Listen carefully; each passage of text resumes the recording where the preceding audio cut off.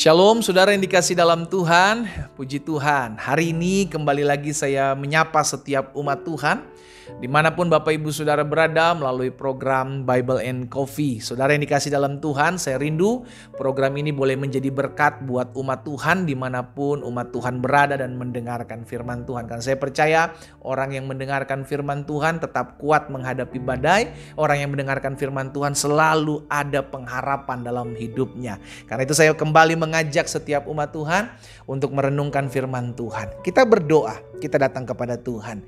Bapak terima kasih buat hari yang dahsyat, hari yang luar biasa, hari di mana kami mengecap kebaikan Tuhan dalam kehidupan kami. Kami rindu dari hari-hari hidup kami tetap terus mengingat akan firman Tuhan.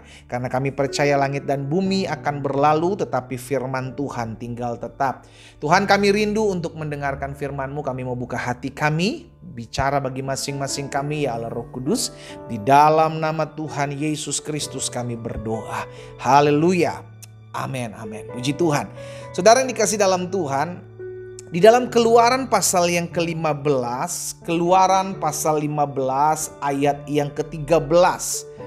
Perhatikan firman Tuhan ini, dengan kasih setiamu engkau menuntun umat yang telah kau tebus. Jadi ingat ya saudara ya, Yesus Tuhan kita bukan hanya Allah yang menyelamatkan kita, tetapi Dia juga Allah yang menuntun kehidupan kita ya. Sehingga kita percaya bukan ketika Yesus mati lalu Yesus meninggalkan kita pergi begitu saja gitu setelah menyelamatkan. No.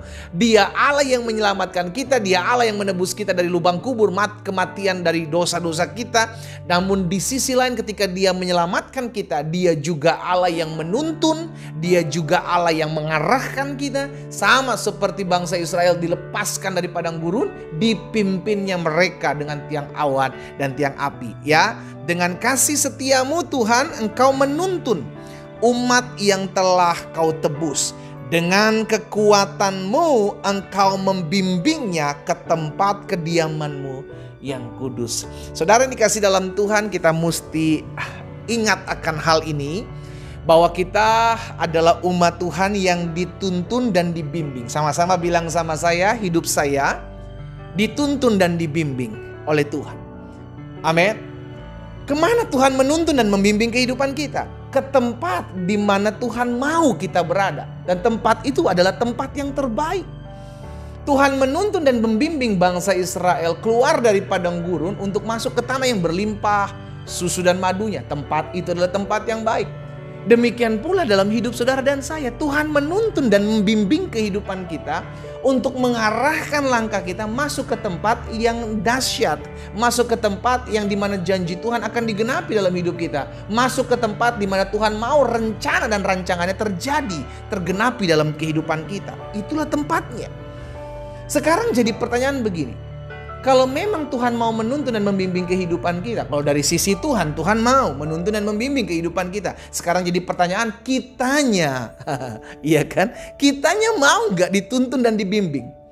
Karena gini saudara, ketika Tuhan menuntun dan membimbing kita, tidak serta-merta Tuhan menuntun dan membimbing kita melewati tempat-tempat yang baik. Tempat-tempat yang tidak mengalami kesukaran. No, tempat itu seringkali bicara tentang padang gurun. Ya, tempat itu seringkali bicara tempat di mana tidak ada lagi mata air. Ya kan, tempat itu bicara seringkali tempat di mana kita tidak tahu lagi mesti buat apa. Karena ketika Tuhan menuntun bangsa Israel keluar dari tanah Mesir, maka Alkitab mencatat Tuhan membawa mereka untuk ada di satu keadaan di mana di depan mereka Laut Tiberau, di belakang mereka ada bangsa Mesir, Firaun dan orang-orang yang siap menghabisi mereka. Nama jalan itu adalah jalan buntu saudaraku. Maju kena, mundur kena. Iya kan? Ada kalanya Tuhan membimbing kita ke tempat sana saudara. Ada kalanya Tuhan menuntun kita ke arah yang kita pikir Tuhan ini susah banget sih tempat ini. Tempat ini tidak gampang, tempat ini tidak mudah. Ada kalanya Tuhan menuntun kita ke sana. Siapkah kita melewati hal itu? Tetapi yang perlu kita syukuri sekalipun, saudaraku, haleluya. Sekalipun Tuhan membawa dan menuntun kita melewati. Kenapa saya bilang melewati? Karena tempat yang susah, tempat yang rumit, tempat yang terlihat seakan-akan tidak ada kebaikan yang menurut kita, itu cuman lewat. Ya, cuman lewat. Di balik semuanya itu ada pembentukan kita, bukan akhirnya. Karena akhirnya bagi bangsa Israel adalah tanah yang berlimpah susu dan madu. Itu akhir di mana mereka akan tinggal. Tetapi tanah yang tandus yang mereka lewati, tanah yang susah untuk mereka dapati airnya, itu cuma mereka lewati. Sebagai apa? Sebagai pembentukan. Seandainya maksud saya kita mau dituntun dan dibimbing oleh Tuhan, maka kita akan melalui proses itu, saudara. Makanya tidak sedikit kita kalau kita dengar kata-kata orang Kristen, orang percaya bilang begini, aduh saya kok ikut Tuhan, keadaan saya jadi tambah susah ya. Aduh saya kok semenjak mengikut Tuhan, semenjak saya beribadah, semenjak saya dekat sama Tuhan, kok ada banyak masalah ya. Hei saudara dikasih dalam Tuhan, berarti hidupmu sudah ada dalam jalan yang benar. Engkau dituntun dan diarahkan oleh Tuhan. Untuk apa? Dibentuk. Engkau dituntun, diarahkan oleh Tuhan untuk dididik. Bukankah kita ini tanah liat di tangan penjunan? Itu yang dikatakan Tuhan kepada Yeremia. Saudaraku, masakan aku tidak dapat bertindak, dalam Yeremia 18 ayat yang ke-6. Masakan aku tidak dapat bertindak kepada kamu seperti tukang periuk ini, hai kaum Israel. Demikian firman Tuhan, sungguh seperti tanah liat di tangan tukang periuk, demikianlah kamu di tanganku, hai kaum Israel. Kita ini seperti tanah liat di tangan penjunan.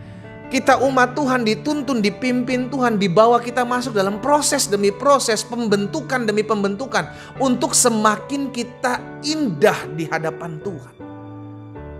Karena dengan pembentukan itu, dengan proses itu kita didewasakan. Sama bangsa Israel masuk dalam peperangan demi peperangan ketika keluar dari tanah Mesir. Bukan gampang saudaraku, tapi dalam pimpinan Tuhan. Dalam apa? Penyertaan Tuhan, dalam tuntunan Tuhan, dalam bimbingannya Tuhan. Mereka melewati masalah demi masalah, pergumulan demi pergumulan, tapi Tuhan yang memimpin mereka. Di waktu siang Tuhan memimpin dengan tiang awan, di waktu malam Tuhan memimpin dengan tiang api. Dalam pimpinannya Tuhan, dalam tuntunannya Tuhan, dalam bimbingannya Tuhan, mereka berjalan. Tetapi apakah mereka tidak mengalami kesusahan? Mereka alami. Itu tadi saya bilang, tetapkah kita mau untuk ikut Tuhan, dituntun Tuhan, dibimbing Tuhan? Harus. Karena itulah yang Tuhan mau. Agar kita selalu dituntun, dibimbing, sekalipun harus melewati padang gurun, sekalipun harus melewati lembah kekelaman, sekalipun harus melewati kesusahan demi kesusahan, sekalipun melalui jalan-jalan yang membuat air mata kita tertumpah, tetap harus lewati. Kenapa? Karena selama Tuhan menuntun dan membimbing kita, Dia pegang tangan kita. Karena janjinya jelas, masalah, pergumulan, pencobaan yang kamu hadapi tidak akan pernah melebihi kekuatanmu. Dimanapun saudara berada hari ini, saya ajak setiap umat Tuhan, ayo beri dirimu dituntun. Beri dirimu dipimpin Tuhan. Kalau orang dituntun, dipimpin oleh Tuhan, memulai harinya bersama firman. Berarti engkau mau dituntun, engkau mau dipimpin, engkau mau diterangi hatimu oleh firman. Setiap hari memulai hari dengan doa. Setiap hari memulai hari dengan sujud di kaki Tuhan. Itu membuktikan bahwa engkau mau dituntun dan dipimpin, dibimbing oleh Tuhan. Masuk dalam seluruh kegenapan rencananya Tuhan.